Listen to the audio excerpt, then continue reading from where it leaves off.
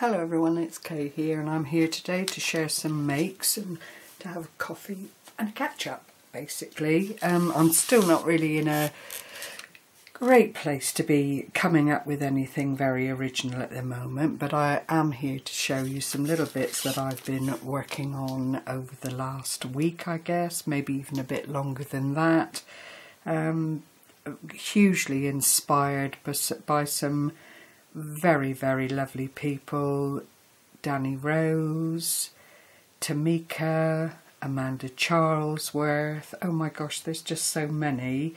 And I just, Carmen Van Lockven. I just have remembered something I should have over here. One moment.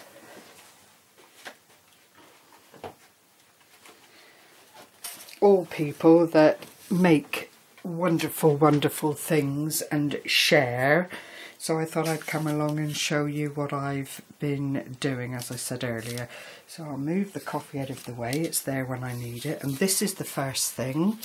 Now, the bag is all over Facebook. You know, you can just find lots and lots of tutorials. This required 8x8 papers, and there's just a wealth of different tutorials out there. Very easy to put together, and then it's just down to very simple decoration.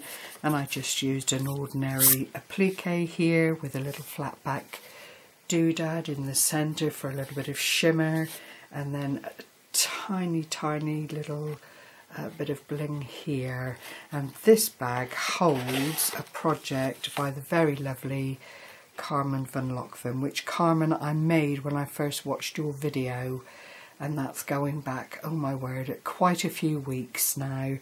And I had intended to film, but life got in the way, so here it is now. And essentially it looks like a little book. I've just used some lace here to pretty it up, a little punched border here. The papers are Floral Muse. You can't beat them. They're just shabby chic and pretty all at the same time. And then you open up, and here's the inside.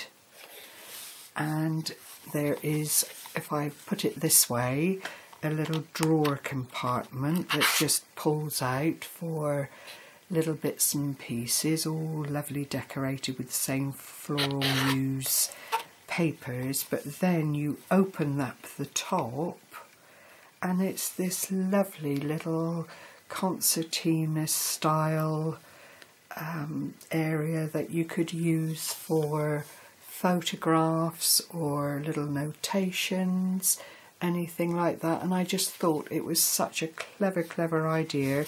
I've just used some little word dies here for you. And then on this one, believe. The light's not great, so I feel I need to share love and dream. But it's all double-sided, as you can see, and very much a considered project. It's not something you could do in 5 minutes, but Carmen did a lovely tutorial on it, and I just thought that it was something very different, something that is unusual and also purposeful, because you've got this lovely little box as well that you could store little trinkets in if you had a mind to, from lovely occasions and that kind of thing. And I made the bag and decided that that would just make a lovely little gift for someone.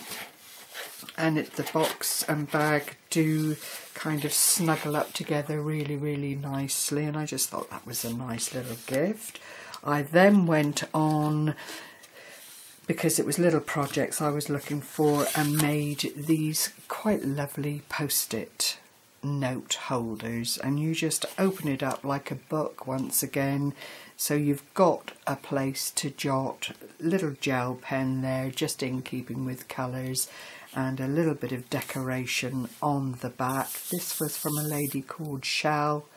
I can't remember her YouTube title, but she'd borrowed it in her own right from a tutorial way back when, in the 1990s perhaps, or early 2000s. I really don't recall but it is a lovely, lovely little 5-minute project, providing you've got everything that you need to hand. And as I say, you just open it up.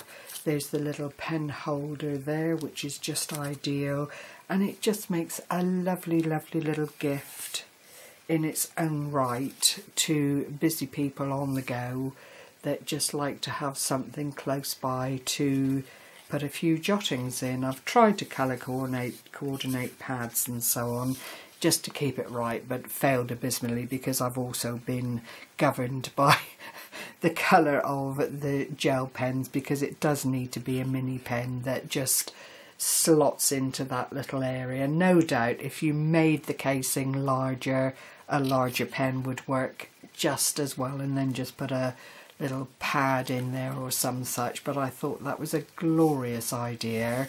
Ever looking for things that are quick to do, that I can finish in one fell swoop and come back to another time.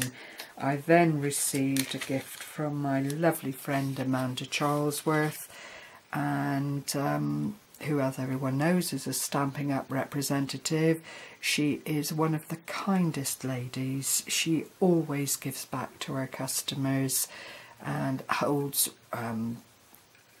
makes kits, holds little giveaways once a month and that kind of thing. She really is lovely. So if you don't know her and would like to, I'll put a link under her channel. And these are some very ordinary tags that I made using the Thinlits from one of the Stampin' Up sets, and I just anchored it down on the back. I used this little banner here that I've put the rose onto, folded it over the whole lot, and that actually anchors down the, if you can see there, anchors down the paper clip effectively, so then you can just slide it onto a page or something of that nature.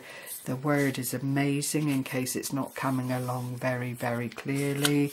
And I made another one in the blues and creams, a lovely one in pinks and glimmer. And as simple as it is, if you see it in real life, I don't know how it's going to come across on film, it's actually a very, very effective tag. And then the final one was the reverse of the other navy blue one with the tiny little flower there. They are all essentially done exactly the same way, with the tag folding up over the top to give a little flag embellishment here, and then the rest of it anchors down the paper clips, so you don't have a whole lot of glue and gubbins. That was my idea, not one that I borrowed from someone else, I have to say, although there are lots and lots of embellishments out there using the tag, because we all tend to follow in the same themes.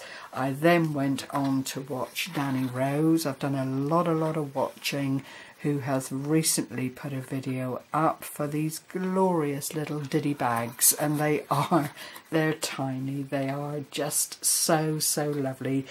In size you would still get some sweeties in there, or a little drink emergency kit. You'd get a sachet of sugar, a tea bag, and you know, perhaps some dried milk or something, or just the inevitable sweeties that do exactly the same thing. Danny's done a lovely tutorial on them, and because it's small, because it's very effective, I decided I'd had to have a go, and I'm actually in the process of making a few more of these, because as some of you are aware, I do make jewellery as well, and these would be just so ideal, because you get 3 of these little bags, 3, maybe more actually, no, 3 out of an A4 sheet of cards, so they are extremely cost effective to put together for little giveaways and so on. So that's those. I then followed Amanda Charlesworth again, who showed a Stampin' Up bag Thinlit, and I just had to have a go, so I made these 6 bags. They are absolutely identical, using the greaseproof paper idea, and I just stuck a little heart on the front, made some of these rolled flowers, the tiny little butterfly there, and then a little bit of ribbon, and they are all absolutely identical. So I've quite enjoyed, like I say, it's, oops, they've all fallen out of the little holder now, but they're just held together with the little bulldog clip to keep them in one place, because they're sitting around gathering dust, as these things do when you've made them. But again, they're ideal little pouches for putting gifts in and that kind of thing.